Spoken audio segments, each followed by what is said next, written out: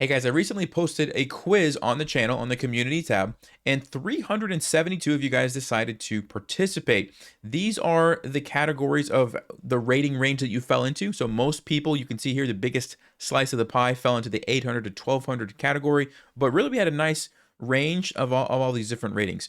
So what I did was analyzed which plans you guys wanted to play in a given position, which I'll show you the positions in just a second, but I analyzed the plans for each of these rating categories. So you can see, did the 0 to 800 people want to come up with the same plan as the 1600 plus? Or if it was different, how much different was it?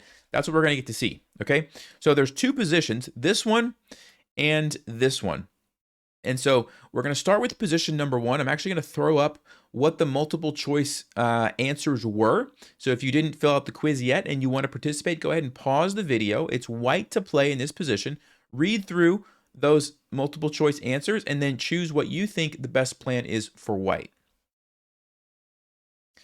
All right, if you had a chance to look at that, pause, think through, let's go ahead and actually, I'm going to throw these up on the screen here somewhere so you can see this, but from 0 to 800, the most voted for plan was pushing e5 with the idea of trying to trap the black knight over here because it doesn't have a lot of places to go, okay? A very close second we have is to trade on d5 and open up the queen and the bishop battery along this diagonal, okay? And then we also had quite a few people who said castling queenside, launching a pawn storm, castling kingside to keep the king safe, and then also even pushing g4 immediately with the idea that if the knight goes back, you could get a fork. So those were kind of the idea. It's actually a nice variety, kind of spread around from 0 to 800, although the most common plan was e5. All right, let's see how, if we jump up from 800 to 1200, you can see the vast majority of people in this category said push e5 and try to trap the knight, okay? There's not even really a close second.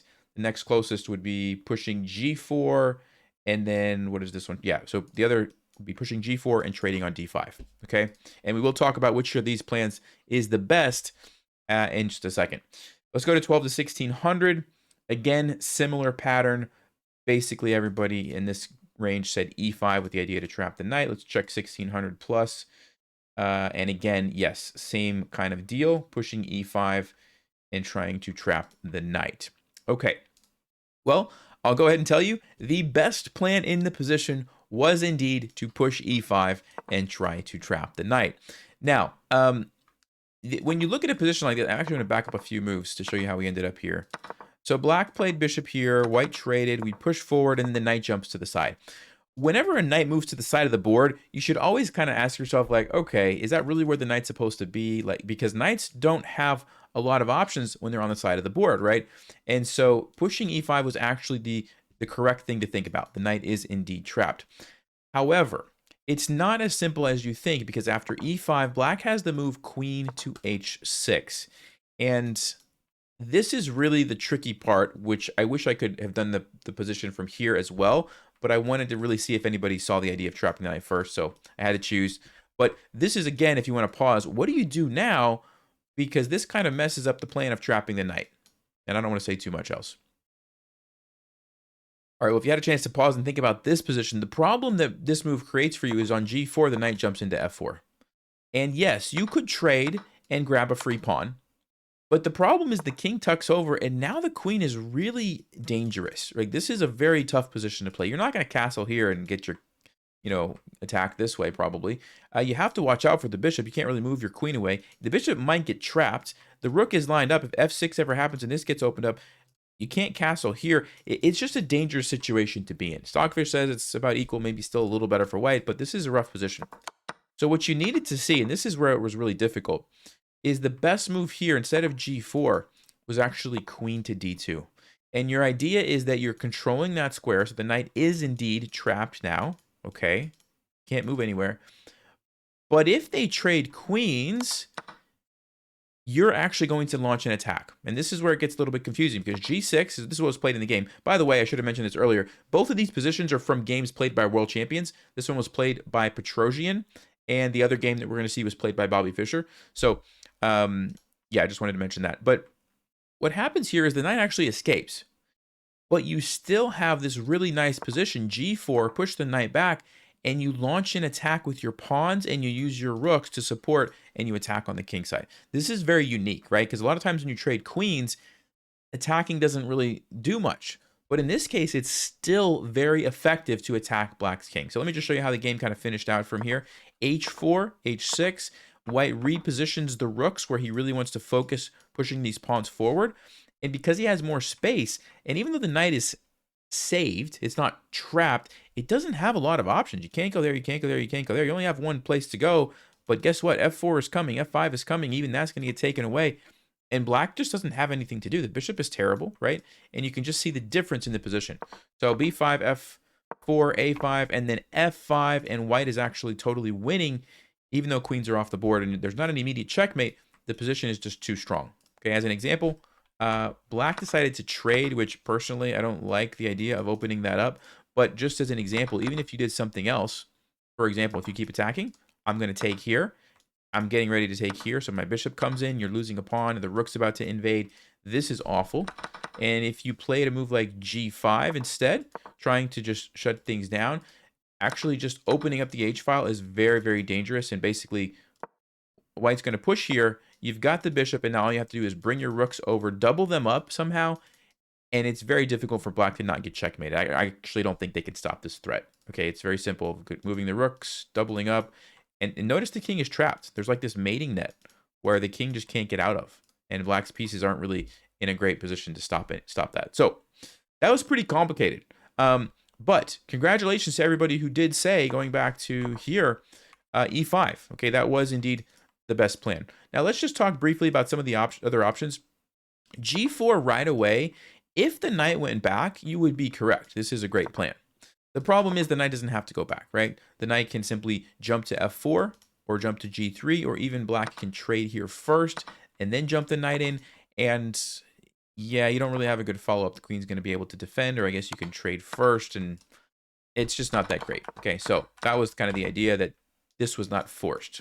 Okay, the other one, taking here, the issue that I see with this is, number one, is you're just opening up your king. Number two, this threat isn't really that big of a deal. Like, even if you are able to capture that pawn, the king just moves.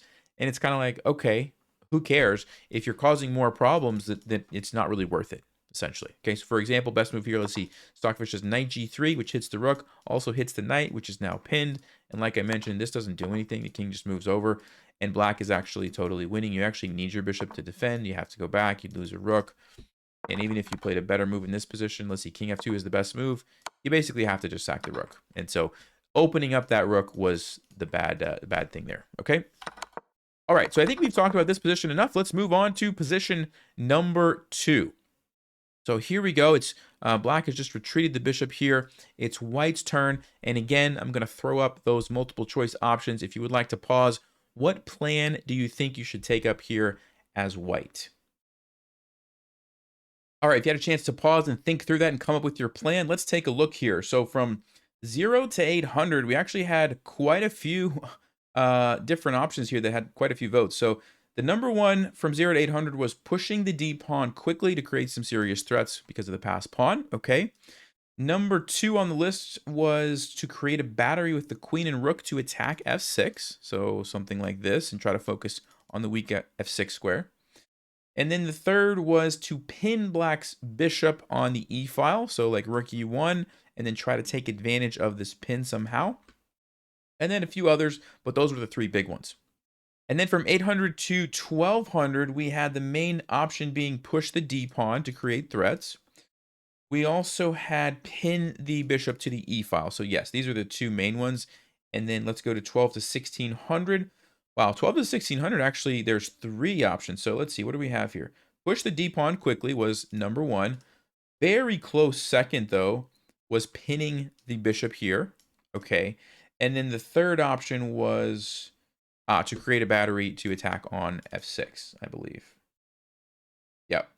Okay. And then 1600 plus, we had number 1 option being push the d-pawn quickly. Also, a few people said to pin. Okay, so yes, basically 3 main choices. Number 1, number 2, and number 3. And especially between the pin here and pushing the d-pawn. Okay, so let's talk about it. The correct answer was actually pushing the d pawn. Okay, this was the best thing to do to create the pass pawn. Now, I want to mention something here. Right now, the pawn is defended by this really nice pawn chain. Okay, so whenever you push it forward like this, you lose the support of the pawn chain. Now it's on its own. Only the rook is supporting it. So you always have to be careful when you make a decision like this that you are going to be able to follow that up quickly. Because if the game goes too long and the pawn ends up just sitting there, a lot of times it becomes a target and it ends up getting captured. Okay, so that's the first thing to keep in mind. You don't always just throw these pass pawns forward. You have to make sure you have a follow-up. In this case, white does have a follow-up. So what was played in the game was queen to e5. And obviously the queen had to move somewhere. So black decides to go on the offensive and try to do something. Now, if they just focused on blockading here, they would lose f6, right? So that's why they had to choose a square with the queen that also defended f6. If you would have went to d8, you just allow it to go even more. And after something like this, trying to take it, again, you have this problem of queen takes f6. And if you would have played, let's say, rook e6 to defend this, let's see what's the best move here. g5. I didn't actually look at this line yet. The queen sneaks over to b2. Aha, and you have this problem as well. So basically what white is doing is saying, look, I'm creating the threats from the pass pawn, but I'm also keeping an eye on these dark squared weaknesses. Okay, another important point about this game that I probably should have mentioned earlier, we have opposite colored bishops. And the thing about opposite colored bishops is they can never attack the same squares as each other, right? This bishop is on a light square, can only attack light squares. This bishop is on a dark square, can only attack dark squares. So because of that, the attacks on the king are extremely dangerous because you can't use the piece to help you defend, okay? So white is basically putting the pressure here, but at the same time, black has to watch out for this, okay? So because of that, black says, let me go to e5, defends my pawn, and actually puts my queen in an aggressive place where maybe I can get some counterplay. And so white continues bishop to f4, forcing the queen to go somewhere. The queen tries to come in, and this was actually a critical mistake because you abandoned the pawn. You moved the queen too far away. The pawn simply pushes forward, attacks the rook. Obviously, you have to blockade it. And then queen to e2 threatens the bishop. And at the same time, you don't really want to move the bishop because there's a tactic here, for example. Actually, bishop c6, I guess it's queen e6 is more of the dangerous square. Queen e8, the bishop does control. But queen e6, and I guess you're getting checkmated. Let's see what it is here. Queen e7, there's a fork. There's so many little tactics here. I haven't even actually looked at all these lines myself. But the point is, you've got some serious problems if you allow the queen to come in. And so because of that, black goes for queen f3, threatening some threats of their own. If you want to pause, how did white finish off the game from here? If you had a chance to look at that, it's simply queen takes f3, bishop takes f3, but don't move your rook. Because if you move your rook, black comes back and gets your pawn. This is what I was talking about. The pawn is too far. It now gets captured. What Bobby Fischer did instead was play the move bishop c7, sacrificing the rook because why? Now you trade, but guess what? The bishop is not in the position to capture the pawn. You would have to be able to attack the pawn immediately. You can't.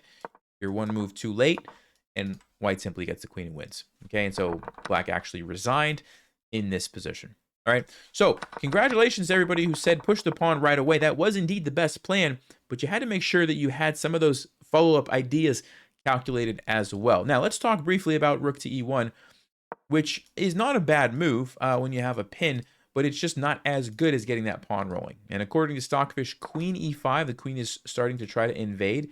And I guess the issue is, even if, for example, you pile up more on it, it's already defended. Like, you're not even really threatening anything. And you have no pawns that you can use to attack it. You can't get your king up there to attack it. Remember, the bishop can't attack it. So really, the threat wasn't very powerful, right? And that's why rook e1 didn't really do anything. Black's just like, okay, I'll just keep playing. You're not going to take my bishop. And so that's the issue with that. The other one that some people mentioned, rook to f1, lining up here. I guess the idea, let's see, what is the idea? Queen e5. So black is just going to say, look, if you want to trade that, oh, there's a checkmate. Look at that. I didn't even see that, actually. Okay, wow. So there's that. You can't take it because of that idea. So again, it's kind of like you're not really making a serious threat. Like, yeah, you can go there, and it looks kind of cool, like, oh, I'm going to take this pawn, but no, you're really not.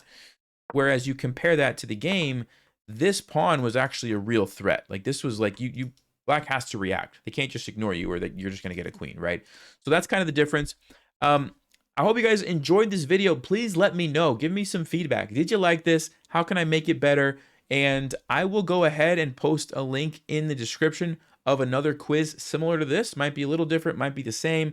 But if you do have feedback, let me know. And if you want to participate in the next quiz, check the link in the description. It'll just be like a Google form. You can fill out your answers. I'll analyze those, come up with these charts like I showed you. And yeah, we'll go from there. So thanks everybody for watching. And as always, stay sharp, play smart, and take care.